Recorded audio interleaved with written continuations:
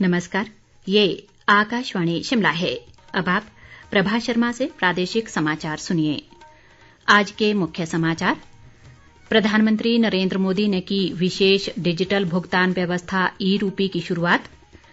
प्रदेश विधानसभा का मॉनसून सत्र शिमला में शुरू। सदन में पूर्व मुख्यमंत्री वीरभद्र सिंह सहित अन्य दिवंगत नेताओं को दी गई श्रद्धांजलि। विधानसभा अध्यक्ष विपिन परमार ने सभी विधायकों से सदन के सुचारू संचालन के लिए सहयोग का किया आह्वान। और प्रदेश में कोविड नियमों का पालन करते हुए आज से फिर खुले स्कूल, विद्यार्थियों ने जताई खुशी। अब समाचार विस्तार से। प्रधानमंत्री नरेंद्र मोदी ने आज वीडियो कॉन्फ्रेंस के माध्यम से विशेष डिजिटल भुगतान व्यवस्था ई रूपी की शुरुआत की। ई रूपी डिजिटल भुगतान की नकदी रहित और स्पर्श मुक्त व्यवस्था है। इसके उपयोग से डिजिटल QR कोड या SMS से प्राप्त ई वाउचर के माध्यम से भुगतान किया जा सकेगा। ई रूपी में कार्ड और नेट बैंकिंग की जरूरत नहीं होगी। इस अवसर पर प्रधानमंत्री ने कहा कि देश डिजिटल शासन और ई रूपी को नया आयाम दे रहा है, जो प्रत्यक्ष लाभ अंतरण को सशक्त बनाने में अहम भूमिका निभाएगा। उन्होंने कहा कि ई रूपी एक भावी सुधार है, जिसे ऐसे समय शुरू किया गया है जब देश भारत की आजादी का अमृत महोत्सव मना रहा है। प्रदेश विधानसभा का मॉनसून सत्र आज से शिमला में शुरू हुआ। सदन की बैठक दोपहर 2 बजे शुरू हुई। इस दौरान सदन ने 2 मौजूदा और 3 पूर्व विधायकों को श्रद्धांजलि देते हुए उनके किए कार्यों को याद किया और पूर्व मुख्यमंत्री वीरभद्र सिंह, विधायक नरेंद्र बरागटा, पूर्व विधायक मोहन लाल, राम सिंह और अमर सिंह चौधरी के निधन पर श्रद्धांजलि दी गई। सदन के नेता व मुख्यमंत्री जयराम ठाकुर ने 3 पूर्व और 2 मौजूदा सदस्यों के निधन पर शोकोद्गार प्रस्ताव लाया। उन्होंने कहा कि बजट सत्र और मॉनसून सत्र के बीच इन 5 सदस्यों का निधन हुआ। मुख्यमंत्री ने कहा कि हिमाचल में सबसे लंबा राजनीतिक जीवन और 6 बार मुख्यमंत्री रहे वीरभद्र सिंह आज हमारे बीच नहीं रहे। उन्होंने कहा कि स्वर्गीय वीरभद्र सिंह 5 बार लोकसभा के सदस्य, 4 बार केंद्र में मंत्री व 9 बार विधानसभा के सदस्य चुने गए और 6 बार मुख्यमंत्री रहे। मुख्यमंत्री ने कहा कि हिमाचल व देश की राजनीति में वीरभद्र सिंह एक बहुत बड़ा नाम रहा है। व्यक्तिगत रूप से कह सकते हैं कि वे बहुत जीवंत आदमी थे। मुख्यमंत्री ने कहा कि वीरभद्र सिंह ने लोगों के बीच में रहकर अपना स्थान बनाया। मुख्यमंत्री ने कहा कि वीरभद्र सिंह ने जमीन पर रहकर अपनी लड़ाई लड़ी और इसमें वे सफल भी रहे।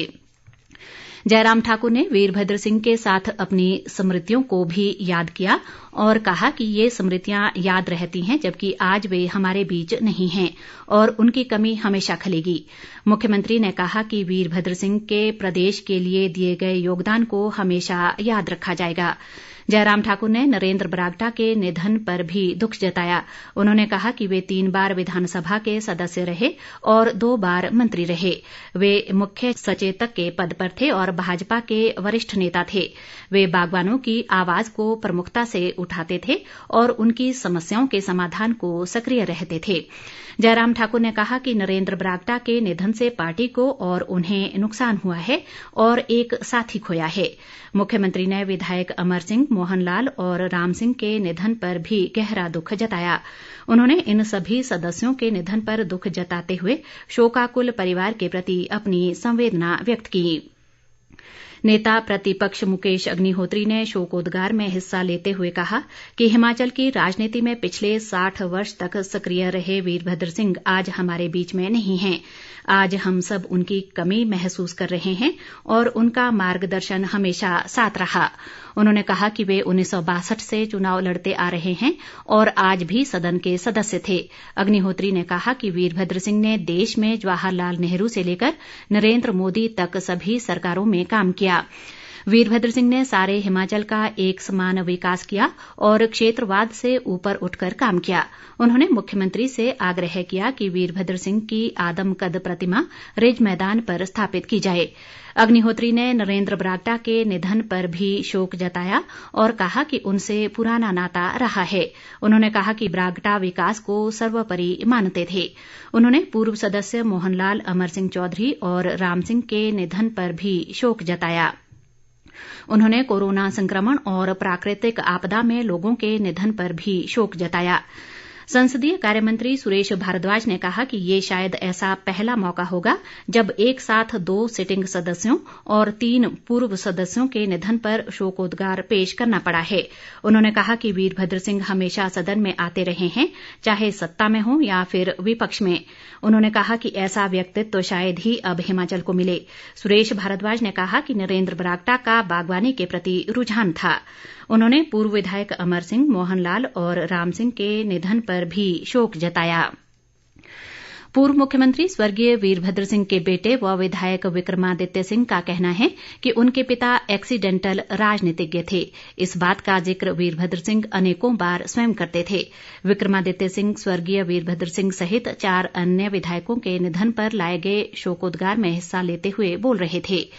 विक्रमादित्य सिंह ने कहा कि उन्होंने अपने जन्म से ही वीरभद्र सिंह को राजनेता और जननेता के रूप में देखा। उन्होंने कहा कि वीरभद्र सिंह ने दलगत राजनीति और क्षेत्रवाद से ऊपर उठकर प्रदेश के हर क्षेत्र में विकास कार्य किए। उन्होंने स्वर्गीय नरेंद्र बरागटा को श्रद्धांजलि देते हुए कहा कि बरागटा का निधन शिमला जिला, खासकर बागवानी के लिए बहुत बड़ा आघात है। वन मंत्री राकेश पठानिया, विधायक आशा कुमारी, रामलाल ठाकुर, राजीव बिंदल, धनीराम शांडिल, कमलेश कुमारी, सुखविंदर सिंह सुक्खू, बिक्रम सिंह जरियाल, जगत सिंह नेगी, बलवीर वर्मा और नंदलाल ने भी शोकोद्गार में हिस्सा लिया। विधानसभा के मॉनसून सत्र की शुरुआत में अध्यक्ष विपिन सिंह परमार ने सभी सदस्यों का सदन में स्वागत किया और निवेदन किया कि सभी सदस्य अपनी जिम्मेदारी का निर्वहन कर सदन की उच्च परंपराओं का सम्मान करते हुए चर्चा में हिस्सा लेंगे। उन्होंने कहा कि कोरोना संक्रमण ने पूरी दुनिया को अपनी चपेट में लिया है। हिमाचल प्रदेश भी इससे अछूता नहीं रहा है और कोरोना कम हुआ है लेकिन थमा नहीं है। लोकतंत्र की पालना करना जरूरी है और 6 माह के भीतर सत्र का आयोजन जरूरी है। परमार ने कहा कि सदन के कई सदस्य कोरोना से संक्रमित हुए और ठीक हुए हैं। विपिन परमार ने कहा कि बजट और मॉनसून सत्र के बीच कई महान विभूतियां हमारे बीच से गई हैं। वरिष्ठ नेता वीरभद्र सिंह और नरेंद्र बरागटा हमारे बीच नहीं हैं। साथ ही 3 पूर्व सदस्यों का भी इस दौरान निधन हुआ है। उन्होंने कहा कि प्राकृतिक आपदा से भी काफी नुकसान राज्य को हुआ है और कई अमूल्य जानें भी गई हैं। विधानसभा अध्यक्ष ने कहा कि कोरोना महामारी के बीच ये सत्र हो रहा है और ऐसे में सभी सदस्य इसमें अपना सहयोग दें। कोरोना के चलते बंद पड़े प्रदेश के स्कूल आज फिर से खुल गए हैं। कोविड प्रोटोकॉल के तहत 10वीं से 12वीं तक के विद्यार्थियों की अब नियमित कक्षाएं शुरू हो गई हैं। हालांकि आज पहले दिन कम संख्या में विद्यार्थी स्कूल पहुंचे। शिक्षा विभाग ने सभी स्कूलों के प्रधानाचार्यों को कोविड SOP का सख्ती से पालन करने के निर्देश दिए हैं। स्कूल परिसर में भीड़ एकत्रित न हो, इसके लिए विद्यार्थियों के आने जाने के समय में 10 से 15 मिनट का अंतर रखा गया है। विभाग ने स्पष्ट किया है कि खांसी, जुकाम, बुखार के लक्षण वाले विद्यार्थियों और अध्यापकों को स्कूलों में प्रवेश नहीं दिया जाएगा। इसके अलावा 5वीं व 8वीं के विद्यार्थी केवल परामर्श के लिए स्कूल आ सकते हैं। स्कूल खुलने पर विद्यार्थियों ने खुशी जताते हुए कहा कि अब उनकी पढ़ाई बेहतर ढंग से हो सकेगी। शिक्षा मंत्री गोविंद ठाकुर ने कहा है कि नई राष्ट्रीय शिक्षा नीति देश के आर्थिक, सामाजिक, राजनीतिक और सांस्कृतिक उत्थान के लिए प्रभावशाली प्रारूप प्रदान करने का सुझाव देती है। आज शिमला के पीटरहॉफ में राज्य निजी शिक्षण संस्थान नियामक आयोग द्वारा शैक्षणिक सुधारों को प्रोत्साहित करने के उद्देश्य से आयोजित सम्मेलन की अध्यक्षता करते हुए उन्होंने ये विचार व्यक्त किए। गोविंद ठाकुर ने निजी विश्वविद्यालय के कुलपतियों को नई शिक्षा नीति अपनाने के लिए अपने संस्थानों का पुनर्गठन करने का आह्वान किया। कांग्रेस के प्रदेश मामलों के प्रभारी राजीव शुक्ला ने शिमला में पार्टी नेताओं के साथ राज्य में मौजूदा राजनीतिक स्थिति पर चर्चा की। इस दौरान उन्होंने सभी से देश व प्रदेश को भाजपा मुक्त बनाने के लिए एकजुट होकर कार्य करने को कहा। शुक्ला ने कहा कि प्रदेश सरकार की विफलताओं व जन विरोधी नीतियों और निर्णयों से लोगों को अवगत करवाया जाना चाहिए।